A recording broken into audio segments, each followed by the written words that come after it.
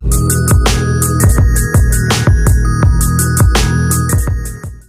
राजू कुमार विश्वस्तरीय ITI के YouTube channel पर आप सभी का स्वागत है और एक नई वीडियो में।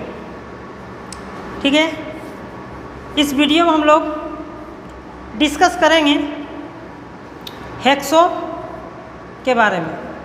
हेक्सा क्या है हम लोग जानेंगे, उससे रिलेटेड हम लोग हेक्सो फ्रेम के भी बारे में जानेंगे, उससे रिलेटेड हम लोग हेक्सो ब्लेड के भी बारे में जानेंगे। तो पहला टॉपिक मेरे पास आता है हेक्सा। तो आप लोग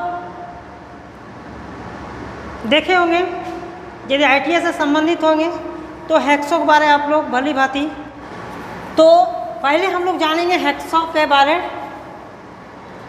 उसका डिफिनेशन जानेंगे। हेक्सो और हिंदी में इसको कहा जाता है हेक्सा। ठीक है, तो हम लोग जानेंगे कि हेक्सा क्या है। ठीक है, हेक्सा क्या है। तो हेक्सा एक हैंड कटिंग टूल है, वर्कशॉप में यूज होने वाला एक हैंड कटिंग टूल है, जिसके द्वारा विभिन्न प्रकार के धातु, पाइप या बहुत प्रकार के मेटल को काटने का कार्य किया जाता है। समझ में आ गया कि हेक्सा क्या है। हेक्सा एक हैंड कटिंग टूल है। हेक्सा एक हैंड कटिंग टूल है। क्या है? हैंड कटिंग टूल है, जिसके द्वारा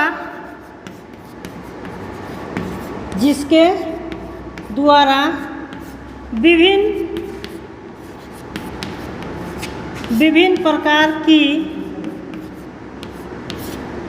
प्रकार की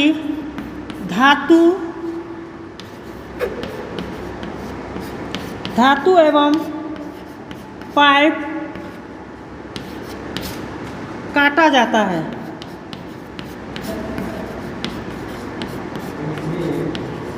ठीक है, विभिन्न प्रकार के धातु एवं पाइप काटा जाता है। ये कोई भी क्षेत्र में, वर्कशॉप में यदि हम काम करेंगे तो वर्कशॉप में विभिन्न प्रकार के धातु या पाइप या मटेरियल को काटा जा सकता है, या फिर कहीं हम अदर जगह पर हम कंस्ट्रक्शन में काम करेंगे, कंस्ट्रक्शन क्षेत्र की बात करेंगे, वहाँ भी हेक्सो फ्रेम की जरूरत पड़ता है। वहाँ भी विभिन्न प्रकार के धातु, मेटल, सीट इत्यादि को काटने का कार्य किया जाता है। तो हेक्सो फ्रेम मुख्यतः हम लोग जानेंगे कि हेक्सो फ्रेम है क्या। ये कटिंग टूल्स है, जिसके द्वारा विभिन्न प्रकार के धातु को क्या करता है, काटने का कार्य किया जाता है। उन्हें दो पार्ट्स में बांटने का कार्य किया जाता है, जिसे हम लोग हेक्सा कहते हैं। ठीक है, अब एक चीज़ जानना है कि हेक्सा द्वारा किसी धातु को काटने की प्रक्रिया को हेक्सोइंग कहा जाता है।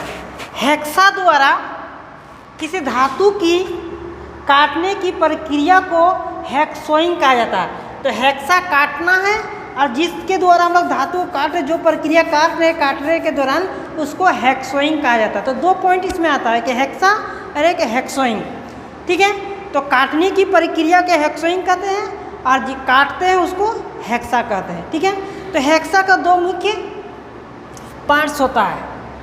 हेक्सा का दो मुख्य भाग होता है। क्या क्या होता है? हेक्सा का दो मुख्य भाग होता है। मुख्य भाग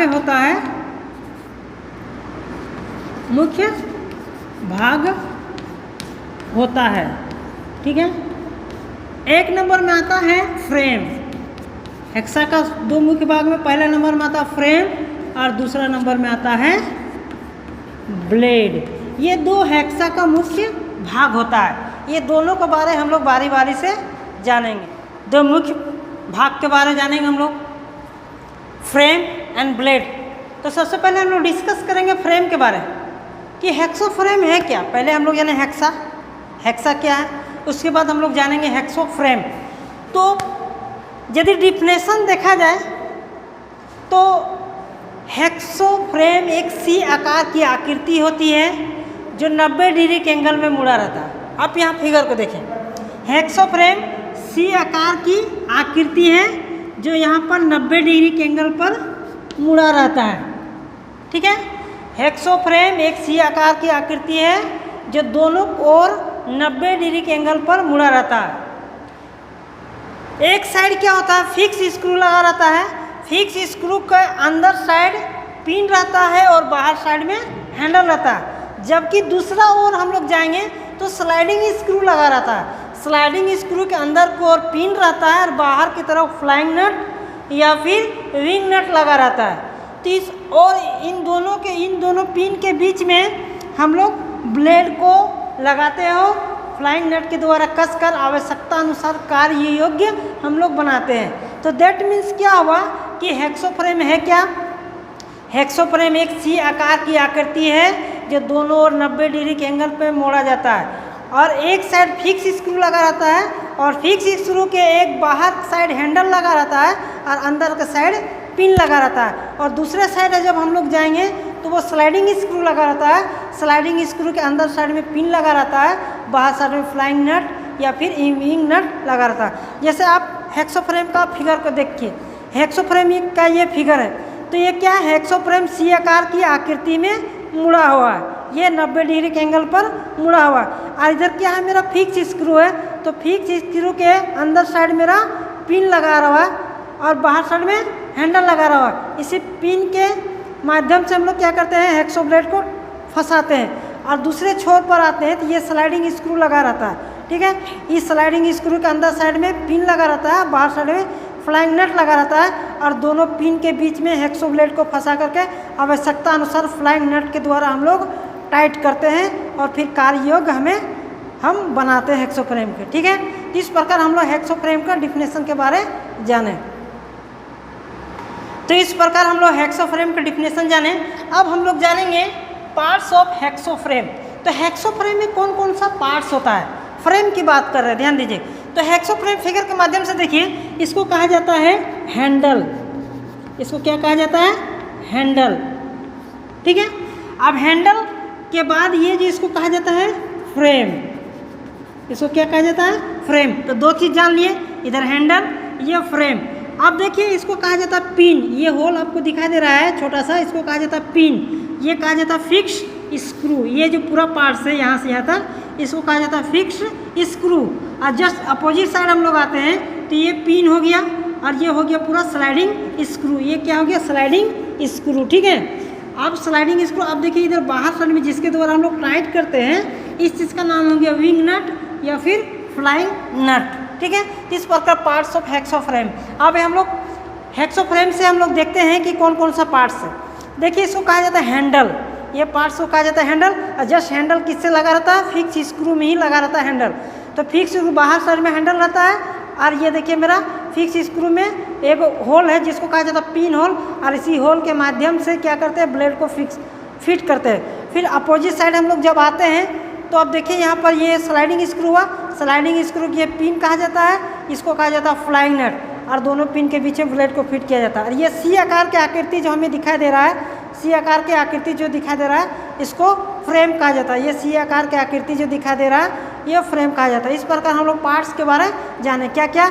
हैंडल, फिक्स स्क्रू, पिन, ये सी आकार की आकृति फ्रेम, सी आकार की आकृति फ्रेम कहा जाता है। अपोजिट साइड में यहाँ हो गया आपका जगह स्लाइडिंग स्क्रू, ये पिन हो गया, ये फ्लाइंग नट या विंग नट कहा जाता है, और इनके बीच में ब्लेड फिट है जो आपको ये ब्लेड दिखाई दे रहा है। किस प्रकार हेक्सोफ्रेम के पार्ट्स के बारे में हम लोग जाने, ठीक है।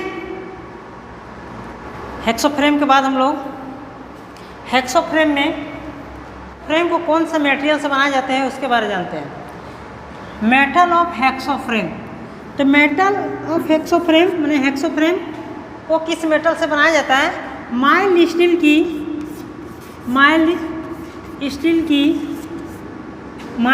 की पत्ती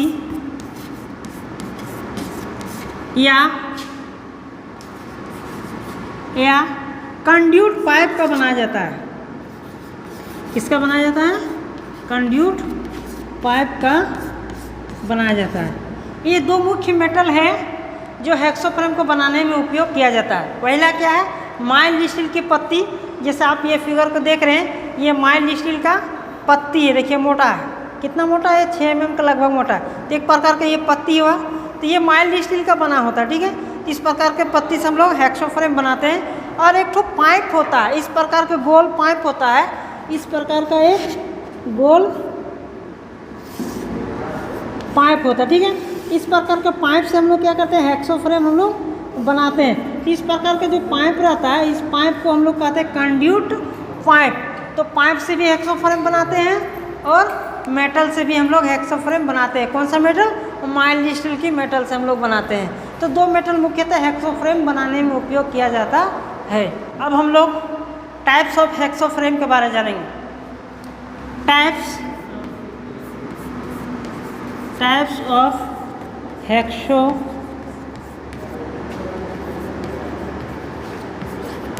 फ्रेम।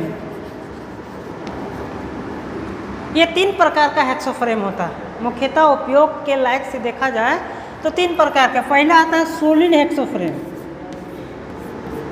Solid hexo frame.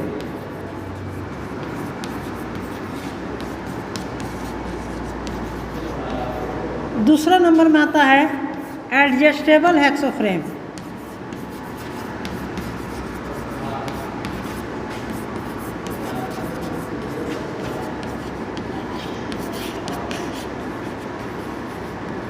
तीसरा नंबर में आता है डीप कटिंग हेक्सो फ्रेम।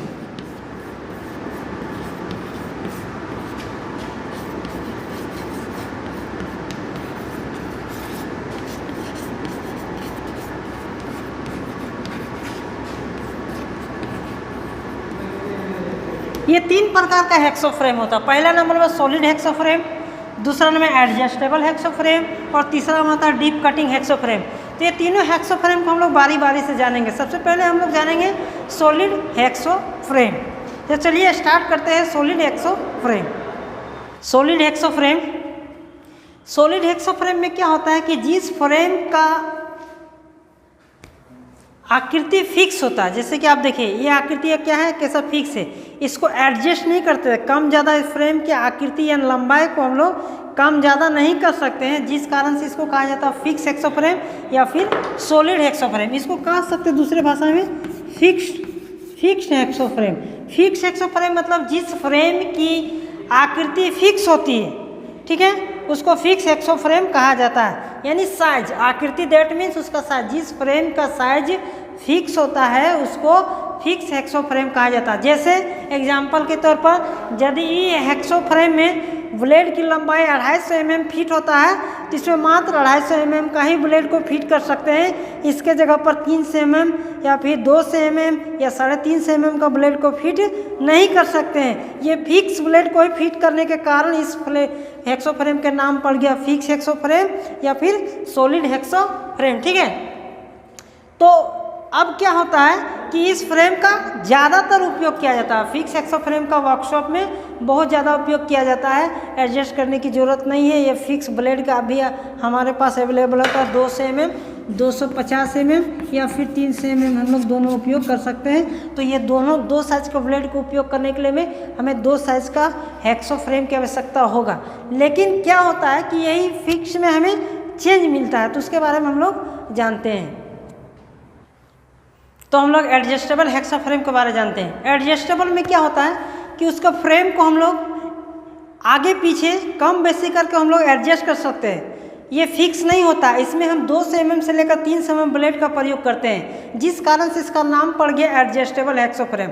ये ज़्यादातर इस प्रकार का जो फ्रेम होता है वो पाइप, कंड्यूट पाइप का बनाया जाता है। जैसे एग्जाम्पल देखिए आप, यहाँ पर क्या होता है एडजस्टेबल हेक्सो फ्रेम में इस प्रकार का ग्रिप बनाता है और ये जो इधर वाला जो पाइप होता है ये अंदर तक घुसा रहता है और फिर इसके ऊपर में क्या करते हैं अलग से पाइप को जोड़ा जाता है। दैट मीन्स क्या होगा कि एडजस्टेबल हेक्सो फ्रेम में तो जो फ्रेम होता है वो 2 भाग हम लोग कह सकते हैं, एक इनर भाग एक आउटर भाग। जब हमें ज़्यादा लंबा ब्लेड की जरूरत पड़ता है तो ये पाइप को बाहर धीरे धीरे निकालते हैं और फाइल इसका साइज को क्या करते हैं लंबाई को हम लोग बढ़ा लेते हैं और इसका साइज बढ़ जाता है और वहाँ पर हम 200 mm की जगह 300 mm हेक्सो ब्लेड का प्रयोग करते हैं। फिर उपयोग क्या करते हैं, करने के बाद हम लोग आवश्यकता अनुसार अपना कटिंग करते हैं और फिर उसका उपयोग हम लोग करते हैं, ठीक है। तो इस प्रकार हम लोग क्या करते हैं पाइप हेक्सो फ्रेम की साइज को, ये जो हेक्सो फ्रेम आपको दिख रहा है ये तो हमारा फिक्स है, ये बढ़ेगा घटेगा नहीं, लेकिन यहाँ पर इस तरह से एडजस्ट किया जाता है कि इसकी लंबाई को हम लोग घटा सकते हैं और बढ़ा सकते हैं, जिस कारण से इसका नाम पड़ गया एडजस्टेबल हेक्सो फ्रेम। तो हम लोग last deep cutting hexo frame के बारे में जानेंगे। हम लोग solid hexo frame, adjustable hexo frame जाने। ये दोनों प्रकार के हेक्सो फ्रेम में एक कॉमन चीज़ था कि ये निश्चित डायमीटर को काट सकता था, ज़्यादा मोटा डायमीटर को नहीं काट सकता था, जिस कारण से तीसरे हेक्सोफ्रेम का प्रयोग करना पड़ा, जिसका नाम हुआ डीप हेक्सोफ्रेम। तो डीप हेक्सोफ्रेम क्या है कि ज़्यादा से ज़्यादा आप यहाँ की गहराई को जितना ज़्यादा रखेंगे, यहाँ की गहराई को जितना ज़्यादा रखेंगे तो उतना मोटा डायमीटर को यह बहुत आसानी से बिना अटके काट सकता है। तो बड़ा डायमीटर या मोटा डायमीटर को काटने के लिए जिस हेक्सोफ्रेम का प्रयोग किया जाता है उसको डीप फ्रेम हेक्सोफ्रेम कहा जाता है। तो क्या हुआ, डीप कटिंग हेक्सोफ्रेम क्या है कि ज़्यादा डायमीटर या ज़्यादा मोटा डायमीटर को काटने वाले हेक्सोफ्रेम को डीप कटिंग हेक्सोफ्रेम कहा जाता है। बस दोनों में यही अंतर था और कुछ नहीं है, क्योंकि वो जो दोनों था वो फिक्स था। या आप देख सकते हैं जो फिक्स हेक्सोफ्रेम यहाँ की गहराई बहुत कम है, जिस कारण से ये इतने बड़ा डायमीटर को ये काट सकता था। लेकिन जब इससे ज़्यादा डायमीटर का यदि हमारे पास कोई मटेरियल आ जाए तो वैसे मटेरियल को काटने के लिए हमें डीप कटिंग हेक्सोफ्रेम की ज़रूरत पड़ता है। तो ये तीनों में हमारा ये डिफरेंस रहा। और 3 टाइप्स ऑफ के बारे हम लोग जान लिए कि हेक्सोफ्रेम 3 प्रकार का है, तीनों का एक हो गया सॉलिड, एडजस्टेबल और डीप कटिंग। और तीनों में क्या कॉमन था, 2 ब्लेड के साइज पर निर्भर करता था कि ब्लेड के साइज को घटाते थे और बढ़ाते थे। लेकिन तीसरा हेक्सोफ्रेम जो हमें मिला वो डायमीटर पर डिपेंड कर रहा है कि जितना ज़्यादा डायमीटर, बड़ा डायमीटर को काट सकता है उसको डीप कटिंग हेक्सोफ्रेम हम लोग कहते हैं। इस प्रकार आज का टॉपिक हेक्सोफ्रेम मेरा समाप्त हुआ। यदि यह वीडियो आप लोग को पसंद आए लाइक, शेयर और सब्सक्राइब करना ना भूलें और बेल आइकन को दबाना ना भूलें, ताकि जब भी कोई वीडियो अपलोड किया जाए तो सबसे पहले आपको नोटिफिकेशन मिले। धन्यवाद।